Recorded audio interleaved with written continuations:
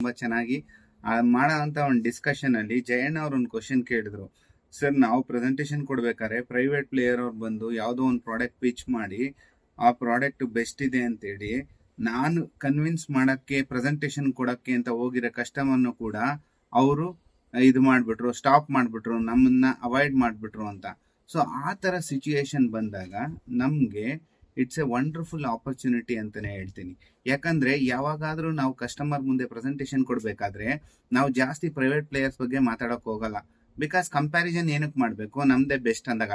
So ಈ ತರ comparison ಮಾಡಕ್ ಸಿಕ್ಕುವಾಗ ಅವ್ರಿಗೆ ಹೇಳ್ಬೇಕು, ಓಕೆ ಸರ್ ಫೈನ್, ನೀವು ಪ್ರೈವೇಟ್ ಅಲ್ಲಿ ಪ್ಲೇಯರ್ ತಗೊಂತೀರಾ, it is fine, no problem. But ನನ್ನ ಹತ್ರ ಒಂದು ಕೆಲವು ಕ್ವಶನ್ಸ್ ಇದೆ. ನನ್ನ ಹತ್ರ ಇರೋ ಅಂತ ಪ್ರಾಡಕ್ಟ್ ಬೆಸ್ಟ್ ಪ್ರಾಡಕ್ಟ್ ವರ್ಲ್ಡ್ ಅಲ್ಲೇ. ಬಟ್ ಇವಾಗ ಈ ತರ ಒಂದು ಅಬ್ಜೆಕ್ಷನ್ ಬಂದಿರೋದ್ರಿಂದ ನಾನೇನ್ ಹೇಳ್ತೀನಿ ಅಂದ್ರೆ, ನೀವು ಡಿಸಿಷನ್ ತಗೊಳಕ್ಕಿಂತ ಮುಂಚೆ ಒಂದಷ್ಟು ಕ್ವಶನ್ಸ್ ನ ನೀವು ಅವ್ರನ್ನ ಕೇಳಬೇಕು.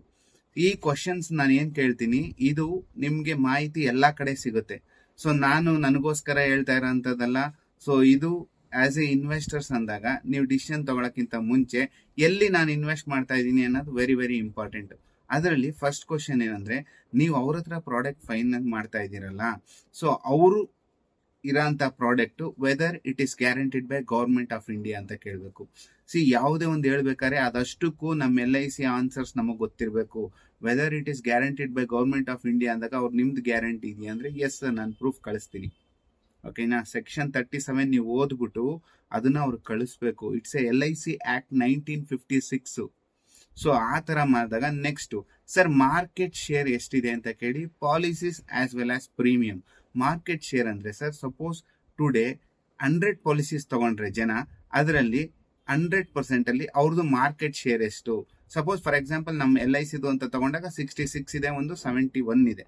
When it comes to policies, when it come to premium ಅಂದಾಗ ಅವ್ರದ್ದು ಮಾರ್ಕೆಟ್ ಶೇರ್ ಇದೆ ಎಷ್ಟು ಅಂತ ತಿಳ್ಕೊಳ್ಳಿ.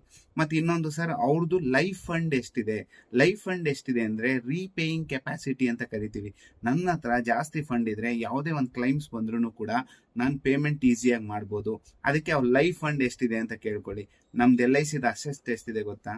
ಅರೌಂಡ್ 45 lakh crore ನಮ್ಮ ಹತ್ರ ಅಸೆಟ್ಸ್ ಇದೆ, 40 lakh crore ಲೈಫ್ ಫಂಡ್ ಇದೆ. ಸೊ ಇದನ್ನ ಅವ್ರದ್ದು ಎಷ್ಟಿದೆ ಅಂತ ತಿಳ್ಕೊಳ್ಳಿ. ಸೊ ಈ ತರ ಒಂದಾಗ ಕ್ವಶನ್ಸ್ ಕೇಳ್ತಾ ಇದ್ದಾಗ, ಸರ್ ಇದರಲ್ಲಿ ಏನಿಲ್ಲ, ಒಂದು ಡಿಸ್ಕಷನ್ ಅವ್ರನ್ನು ಕೂಡಿಸಿ ನಾವು ಕೂತ್ಕೊಂತೀವಿ. ಸೊ ಇಬ್ರು ಸೇರಿದಾಗ ಪ್ರೆಸೆಂಟೇಶನ್ ಇಬ್ರು ಕೊಟ್ಟಾಗ ನಿಮ್ಗೆ ಯಾರ ಮೇಲೆ ಕಾನ್ಫಿಡೆನ್ಸ್ ಜಾಸ್ತಿ ಇರುತ್ತೋ ಅವ್ರ ಮೇಲೆ ನೀವು ಇನ್ವೆಸ್ಟ್ ಮಾಡ್ಬೋದು. ಇನ್ನೊಂದು, ಅವ್ರದ್ದು ವರ್ಲ್ಡ್ ಅಲ್ಲಿ ಇನ್ಶೂರೆನ್ಸ್ ಕಂಪ್ನಿ, ನಾನು ಹೇಳಿ ಒಳ್ಳೆ ಎಲ್ಲಾ ಕಂಪ್ನಿನೂ ನಾನು ಕಂಪೇರ್ ಮಾಡ್ತಾ ಇಲ್ಲ, ಇನ್ಶೂರೆನ್ಸ್ ಕಂಪ್ನಿ ಅವ್ರದ್ದು ಯಾವ ರ್ಯಾಂಕ್ ಅಲ್ಲಿ ನಿಂತಿದೆ, ನಮ್ಮ LIC ಯಾವ ರ್ಯಾಂಕ್ ಅಲ್ಲಿ ನಿಂತಿದೆ ಅನ್ನೊಂದು. ಇನ್ನೊಂದು ನಾನು ಇಂಪಾರ್ಟೆಂಟ್ ವಿಷಯ ಏನ್ ಹೇಳ್ತಾ ಇದ್ದೀನಿ ಅಂದ್ರೆ, ಲಾಸ್ಟ್ ಇಯರ್ ಅವ್ರು ಬೋನಸ್ ಏನ್ ಡಿಕ್ಲೇರ್ ಮಾಡಿದ್ದಾರೆ, very very important. Last year ಅವ್ರು ಏನ್ ಬೋನಸ್ ಡಿಕ್ಲೇರ್ ಮಾಡಿದ್ದಾರೆ ಅನ್ನೋದು ವೆರಿ ವೆರಿ ಇಂಪಾರ್ಟೆಂಟ್. ನಾವು ಕ್ರೋಸ್ ಟುಗೆದರ್ ಬೋನಸ್ನೇ ಕೊಟ್ಟಿದೀವಿ. ಇದು ನಾನು ಎಲ್ಲರಿಗೂ ನಿಮ್ಗೆ ಏನ್ ಹೇಳ್ತೀನಿ, ನೀವು you have to study LIC profile ಬಗ್ಗೆ ನೀವು ಸ್ಟಡಿ ಮಾಡಿರ್ಬೇಕು. ಕೆಲವರೆಲ್ಲ ಏನ್ ಮಾಡ್ತೀರಾ, you are looking for only for easy things. Whenever you are looking for easy things ಹಂಗ your life will be difficult. ಯಾರು ಕಂಫರ್ಟ್ ಝೋನ್ ಅಲ್ಲಿ ಬರ್ತೀರಾ ಅವ್ರು ಯಾವತ್ತೂ ಕೂಡ ದೊಡ್ಡ ಅಚೀವ್ ಮಾಡಕ್ ಆಗಲ್ಲ. ರೆಡಿಮೇಡ್ ಎಲ್ಲ ಕೇಳ್ತೀರಾ. ಸಪೋಸ್ ಫಾರ್ ಎಕ್ಸಾಂಪಲ್ ಒಂದ್ ಮರಕ್ಕೆ ನಾವು ನೀರ್ ಹಾಕಿ ಎಲ್ಲ ಬೆಳೆಸಿ ಚೆನ್ನಾಗಿ ಅದು ಫಲ ಕೊಟ್ಟಾಗ ಅದನ್ನ ನಾವು ತಿಂದ್ರೆ that is the right way of doing things. ಸುಮ್ನೆ ಒಂದ್ ಹಣ್ಣು ಬಿಟ್ಬಿಟ್ಟಿದೆ ಅಂತ ಹೋಗಿ ಕಿತ್ಕೊಂಡು ತಿನ್ಕೊಂಡ್ಬಿಟ್ರೆ it is not the proper way. ನಾನು ಏನ್ ಹೇಳ್ತಾ ಇದ್ದೀನಿ ಅಂದ್ರೆ, ಏನಕ್ಕೆ ಕಂಪೇರ್ ಮಾಡ್ತಾ ಇದ್ದೀನಿ ಅಂದ್ರೆ, ನೀವೇನ್ ಮಾಡ್ಬೇಕು, ನೀವೇನ್ ಕಸ್ಟಮರ್ ಹತ್ರ ಮಾತಾಡ್ತೀರಾ ಅದಕ್ಕೆ ನಿಮ್ಮ ಹತ್ರ ಸ್ಟ್ರಾಂಗ್ ಎವಿಡೆನ್ಸ್ ಇರಬೇಕು. LIC ಪ್ರೊಫೈಲ್ ಪ್ರಿಂಟ್ ಔಟ್ ಮಾಡಿ ಇಟ್ಕೊಳ್ಳಿ. ಈ ತರ ಅಬ್ಜೆಕ್ಷನ್ ಬಂದಾಗ, ನೋಡಿ ಸರ್ ನಾನು ಈ ಡಾಕ್ಯುಮೆಂಟ್ ಕೊಡ್ತೀನಿ, ಅವ್ರದ್ದು ಪ್ರೊಫೈಲ್ ಈಸ್ಕೊಳ್ಳಿ. ನೋಡಿ, ಒಂದೇ ಒಂದು ಅಬ್ಜೆಕ್ಷನ್ ಅಲ್ಲಿ ನೀವು ಓವರ್ಕಮ್ ಮಾಡ್ಬೋದು. ಸರ್ ನಮ್ದು ಇದು LIC ಪ್ರೊಫೈಲು, ಅವ್ರ ಪ್ರೊಫೈಲ್ ಈಸ್ಕೊಳ್ಳಿ ಸರ್, ಎರಡನ್ನೂ ಕಂಪೇರ್ ಮಾಡೋಣ. ಇದರಲ್ಲಿ ಕೆಲವು ಟೆಕ್ನಿಕಾಲಿಟಿ ಇರುತ್ತೆ, ನಿಮ್ಗೆ ಅರ್ಥ ಆಗಲ್ಲ, ಅದನ್ನ ನಾನು ಕ್ಲೀನ್ ಆಗಿ ಎಕ್ಸ್ಪ್ಲೈನ್ ಮಾಡ್ತೀನಿ. ಅಥವಾ ನಿಮ್ಗೆ ಏನ್ ಅರ್ಥ ಆಗುತ್ತೋ ಅದನ್ನೇ ನೋಡಿದ್ರು ಕೂಡ ನಿಮ್ಗೆ ಗೊತ್ತಾಗುತ್ತೆ ಏನ್ ಪ್ರಾಫಿಟ್ ಇದೆ, what profit they have got in last financial year. ನೋಡಿ ಎಷ್ಟೊಂದು ಚೆನ್ನಾಗಿ ಮಾತಾಡ್ಬೋದು. ಇನ್ನೊಂದು, ಲಾಸ್ಟ್ ಫೈನಾನ್ಷಿಯಲ್ ಇಯರ್ ಅಲ್ಲಿ ಅವ್ರು ಎಷ್ಟು ಡೆತ್ ಕ್ಲೈಮ್ಸ್ ನ ಸೆಟ್ಲ್ ಮಾಡಿದ್ದಾರೆ, ನೋಡಿ ಎಷ್ಟು ಡೆತ್ ಕ್ಲೈಮ್ ನ ಸೆಟ್ಲ್ ಮಾಡಿದ್ದಾರೆ, ಅಮೌಂಟ್ ಎಷ್ಟು. ಇನ್ನೊಂದು, last year as A maturity ಅಂತ ಪಾಲಿಸಿ ಹೋಲ್ಡರ್ಗೆ ಎಷ್ಟು ಅಮೌಂಟ್ ಸೆಟ್ಲ್ ಮಾಡಿದ್ದಾರೆ.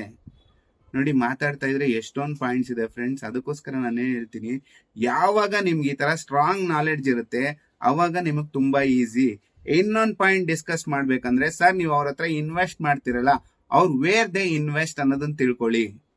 ಬಿಕಾಸ್ ನಾವ್ ಇನ್ವೆಸ್ಟ್ ಮಾಡ್ತಾ ಇರೋದಂತೂ ಗವರ್ಮೆಂಟ್ ಸೆಕ್ಟರ್ಸ್, ಸೋಷಿಯಲ್ ಸೆಕ್ಟರ್ ಎಲ್ಲ ಇನ್ವೆಸ್ಟ್ ಮಾಡ್ತೀವಿ ನಮ್ ಟ್ರೆಡಿಷನಲ್ ಪ್ಲಾನ್ಸ್ ಅಲ್ಲಿ.